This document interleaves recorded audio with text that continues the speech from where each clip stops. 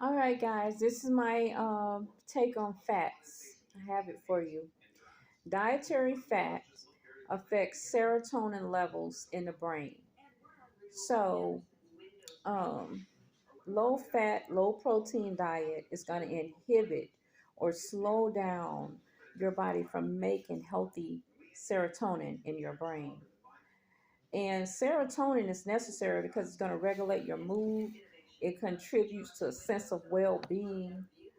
So, to compensate for this fat, people crave carbohydrate because they don't want to eat high fat, so they crave carbohydrate, and that stimulates and raises insulin levels, resulting in a rapid release of serotonin from the brain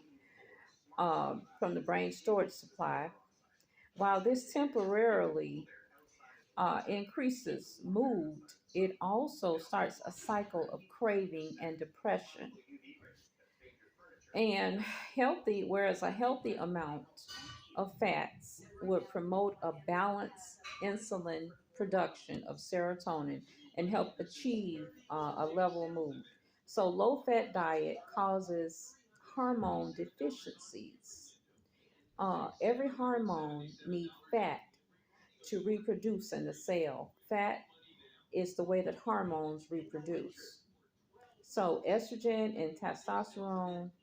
You need healthy fish. You need butter, avocado, healthy nuts that are omega 3, like walnuts, almonds. Hormones need cholesterol for its supply in the cell. And so, if you're not eating healthy fat, you're not going to get good cell division for your hormones. High insulin levels in the blood can cause cancer risk. Fat cannot be stored without the presence of insulin opening the doors. The only way the fat can get in is that the insulin has to open the doors to store fat in the cell. However, if eating fat is not going to help, it says eating fat reverse degenerative effects of many aging disorders. It reverses, but it's not going to help the insulin get the fat in the cell. It reverses heart disease, cancer, diabetes, obesity, arthritis, PMS, premenstrual syndrome, allergies, asthma, fatigue, addictions, and various types of mental disorders. Eating healthy fats can reverse these things. However, it's not going to help the insulin get the fat in the cell. What's going to help to modulate your insulin supplies is exercise. Exercise in the form of aerobics and resistance training. It helps to modulate your insulin, and it's going to help you get that fat into those cells and in tune. It helps with protein as well, protein synthesis. Fat helps with all of that. So you have to have healthy fats. Eating butter is good. Eating a good clean form of butter. Eating avocado, like I told you, walnuts. Eating fatty meats. Eating liver, beef, chicken, eggs, all of that helps. So the carnivore diet is one of the diets I've been doing. I said I'm gonna do it for at least about 6 months. After that, I'm gonna start incorporating some cruciferous vegetables, because cruciferous vegetables are good for your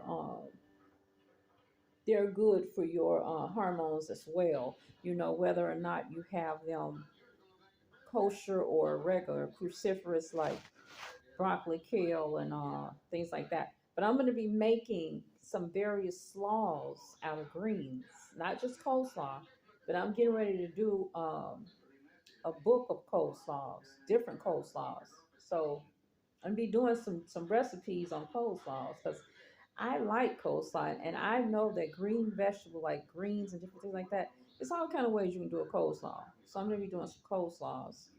Um, Now, there are different types of fats. There are fats that you don't need to eat. And I'm going to be telling you about those, but I'm going to do that in another video because I don't want to talk about everything all the time. But I'm just doing some videos because I'm writing a book. I know I got to say that right. But it's about, I'll tell you what it's about when it's done, but I'm working on it. So I'm just giving you some information that you can use.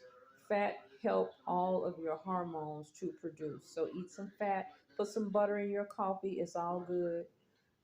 Don't feel bad. Do some exercise. Now I want to talk to you about growth hormone. The pituitary gland, the P gland, produces growth hormone in the body. Now as you age, the growth hormone decline. But again, healthy eating, a healthy diet, exercise, good de-stressing, and sleeping good helps your pituitary gland. It helps your growth hormone factor to increase. So you have to do the aerobics and resistance training. Um, we'll be doing some of that tomorrow. Also, just do some walking. If you can't do regular aerobics, you can just walk. You can do cardio. Um, Now, some people are taking growth hormone, but I believe it's illegal to take growth hormone for aging because they're taking it so that they can appear younger and look younger and feel younger. They don't want to have all the changes of the menopause and their hormone, falling below. So they're taking this growth hormone to help them stay younger. And they had some people on there talking about HGH hormone on Good Morning America, different ways that women were trying to get that and take that. But your body produces it naturally. We do get a decline as we age, but I don't mess around with that. I think people that have some like HIV or AIDS or different little things like that, real diseases that are affecting the body where it's really being attacked, they take HGH, but because their glandular glands are being attacked somewhat. But I'm not gonna mess with anything God gave me. Whatever He gave me is good enough for me. I'm gonna get my rest. I'm gonna work out and do the things I have to do to stay healthy.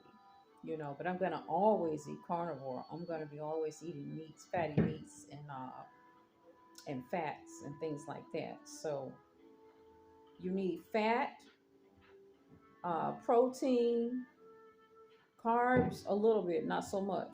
Not so much. If you get a berry or you get some in there every now and then, cool. All right, guys, if you get some breads and you say you want to eat a sandwich or bread or something like that, freeze it. When you freeze those breads, and if you are somewhat trying to fight against sugars and stuff in your blood, make sure that you get you some this bread that I like called sourdough. Get you some sourdough, a good sourdough, and make sure you freeze it because when you freeze it, it's going to decrease the sugars in there. When you take it out, put it in your oven or your toaster or your cooker. Now I got a cooker in there. I got an air fryer, and I put everything in my air fryer. Even if it's a piece of bread, I put it in the air fryer. Make sure it cooks crispy. You know, you want to get the sugar out of that stuff, and you got to eat it. All right, guys. I'll talk to you later. Have a good day.